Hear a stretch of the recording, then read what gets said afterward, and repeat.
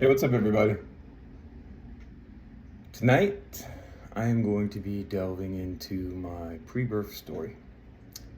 It is part of my spiritual journey, and for me, I believe it's the right starting point to get into my spiritual journey up to this point. So, my life began before August 24th, 1974. I do not remember much about my first attempt at life, or if it was even just my first, but it was definitely the first attempt into this current timeline. Whatever happened, I was returned to heaven, if that's how you believe in, or if that's the word you use, heaven. When I was there, it was not called or considered heaven. I didn't feel like it was heaven. I didn't feel like there was a name to it. Just was what it was. I knew it as home. And the being that was with me, I knew as Father. I remember standing on top of clouds outside of what I refer to as the city of heaven. I was very distraught. I was back. My journey had failed. I was very emotional, very hurt, very rejected. I felt a lot of negativity for my life, my first attempt at life, my first reincarnation not working out. I was so distraught by it. I wanted to go back into heaven. I didn't want to be in this life. I didn't like this, whatever happened to me. And I don't have that memory of what exactly happened that didn't work out. I just know that it didn't work out, and Father Source was consoling me, and he told me that he felt like he had a new family for me that was going to be just perfect, that my new mom had been praying for another kid, and that she'd been praying, and I didn't want to be a part of it. I was not interested. I didn't want to come back to Earth. I didn't want to be a human again. I was so against it. But God, Father, Source, took my hand, and we rode the rain back down to Earth. Now, when I say we rode the rain, that's what it felt like to me. But now that I'm this age, I realize what we were seeing was the passing stars, the passing universes, all the solar systems. And Source took me down to what would eventually become my childhood home. In the living room, my future mother was sitting on the couch that was against the back wall of our living room, and to the right was a doorway that opened into our kitchen and dining room. And my soon-to-be two older brothers and my father were in the kitchen, and I believe they were playing some kind of board games. They were doing something that just, it looked a lot of fun. And Source was with me, and what I want to describe Source as is not any physical body or even physical characteristics. I knew it was a being. I knew he held my hand. I knew he was there. I felt him. But as far as seeing a physical body, I saw more of the outline, the shape, and just there was an understanding in my mind, though I don't think I had a mind then, my soul, that this was Source. This was the higher power. This was what everyone refers to as God. So he took me down to this family and showed me about 5 or 10 minutes of how excited they would be for me to join the family. My mom had been praying for another child, and I'm pretty sure she was already pregnant at that time. But that was the convincing that it took for me to accept coming back to Earth. I had to really feel like this family wanted me and needed me, and that I was going to be loved and accepted. And so back to heaven we went. And I remember having a conversation, though it wasn't necessarily words that were spoken. It was just an understanding, conversations that happened I don't know, telekinetically, psychically. I don't even know how to explain it. I just know that it happened. I know that I had to choose the life experiences that I would have. And I knew that there were things that I really wanted to experience because I remember a lot of other beings and souls in this place telling me about the experiences of life. And like what really stuck out to me for whatever reason was sex. Like for whatever reason, that was what I really wanted to experience. I wanted to know what that was all about. And it's kind of strange. I'm sure there were more things than just sex, but I just remember for whatever reason, that was something that had a huge draw for me. But it was very little to do with the actuality of me having this pre-birth memory. The things that I chose were being an addict, trauma, abuse, addiction, alcoholism, everything that I would experience in this lifetime that would shape my life here on earth.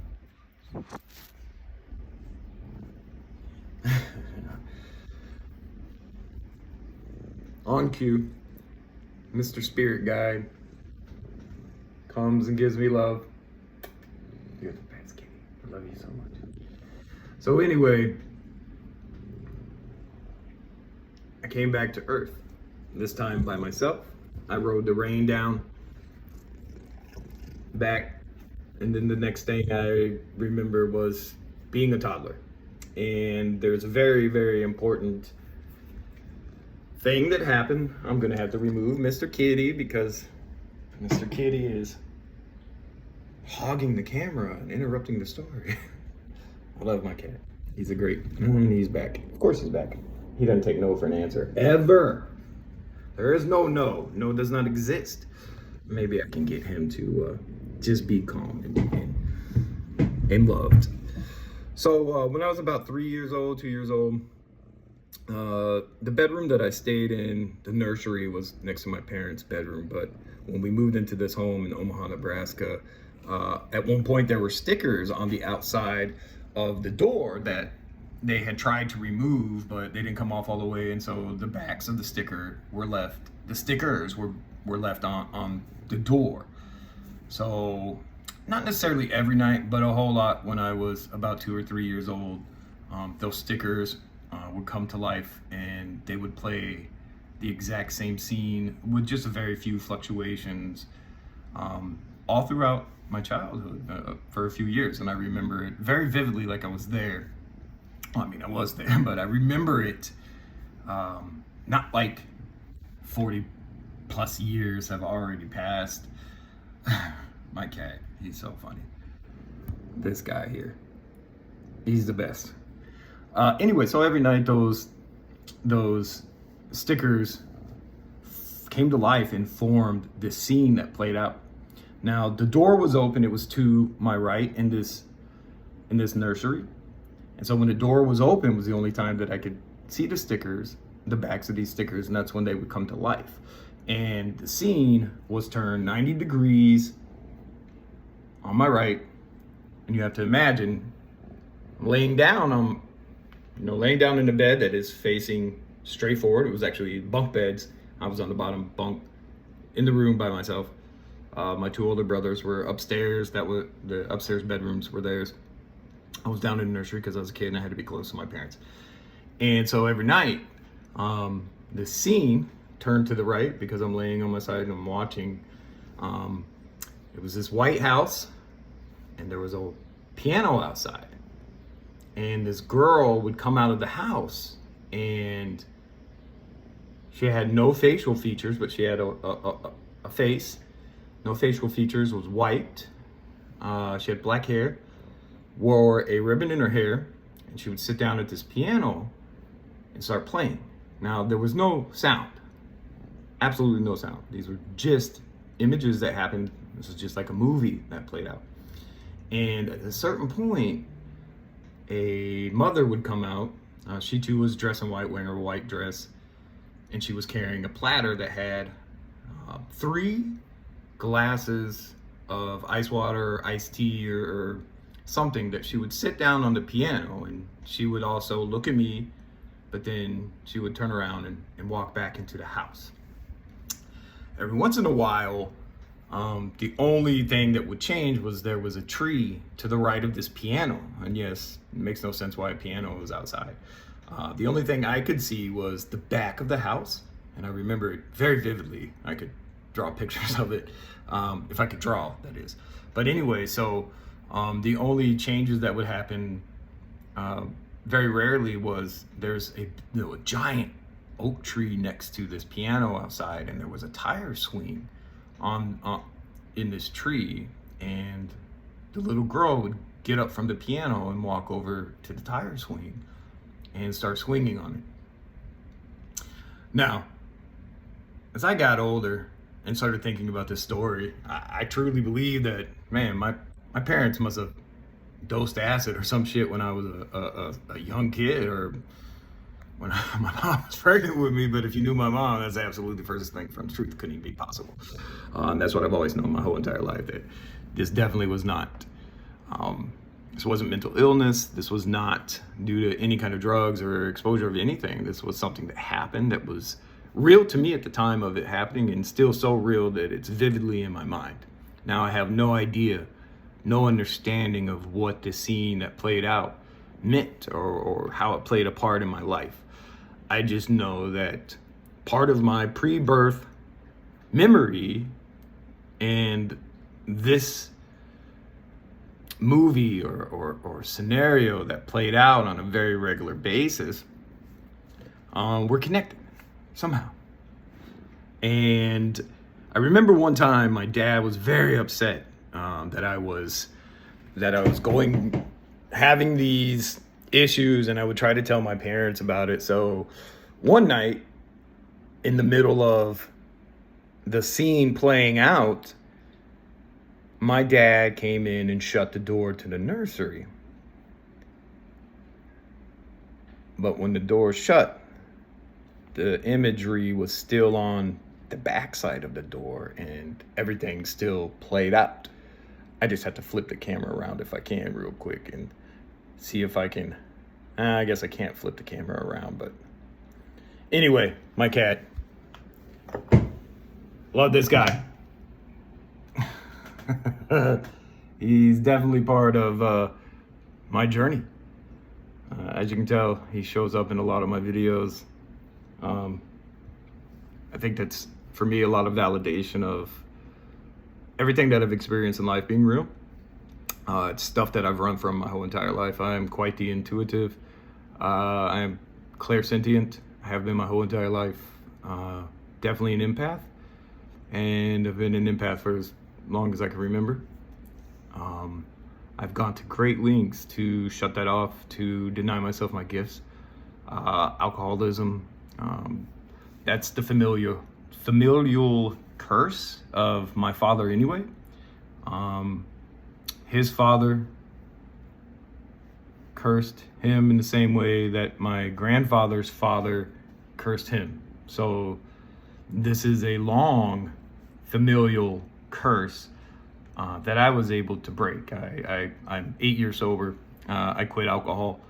All I ever wanted to be was nothing like my own father. My father was a deeply entrenched into alcoholism. He was a very, very mean, angry, abusive father.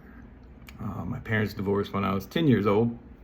And I've never really had a relationship with my dad, and I don't really care to. It's just a reality of what it is. He was super fucking abusive to me and my brothers.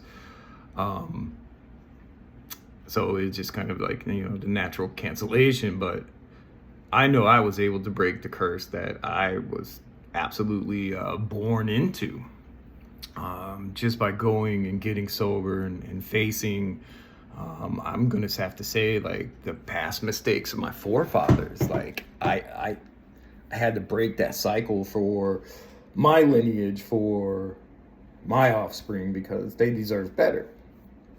And anyway, these are all kind of just now brief synopsis of pieces of my life. I just got off of Lexapro, as you all know. You've seen the videos. Part of getting on Lexapro was definitely turning down the volume on my abilities and my gifts. It's great. Being an empath, I've always connected to other people's emotions, and it always happens with their breathing. And it's like my sense of hearing is finely tuned to their breathing, and as soon as their breathing changes and they start feeling those feelings inside, I'm immediately connected to them and they affect my life. And this is a pretty common side effect of abuse. When you're a child and you're having to always keep the peace, when you always have to have everyone else's needs put before yours so you can live comfortably, live quietly. When you're when you're a victim of trauma, it's just kind of natural that you start becoming in tune with other people's emotions, so you can try to avoid the trauma that's coming to you. You try to keep the peace. You try to make sure everybody's not quiet, okay. You try to make sure that everyone is feeling okay inside, so they don't hurt you. And that is something that I've done my whole entire life, and still do. So I lean away and more from being an empath by addressing my my traumas. And in doing so, I realized that I'm still clairsentient. I still feel everything. I've always had a connection to other spirits. I've always had a connection to the otherworldly, if you want to call it that. I don't even know how to explain it, but I just remember many times in my life seeing family members and things in different parts of the house. I didn't understand it then, and anytime I talked about it, I'm just a kid. So my parents did what any parent would do, what I would do, and they dismissed it, and in turn, dismissing that set the precedent that it wasn't and is not acceptable to be or to feel. But anyway, so that is just my pre-birth story and a little bit of the magic that is my life. I'm going to continue sharing about my journey, and I hope you guys follow along. And if I can help anybody out, or if my story resonates with you, I'm grateful. I love everybody. Thank you so much for sharing this experience with me. Have a good night.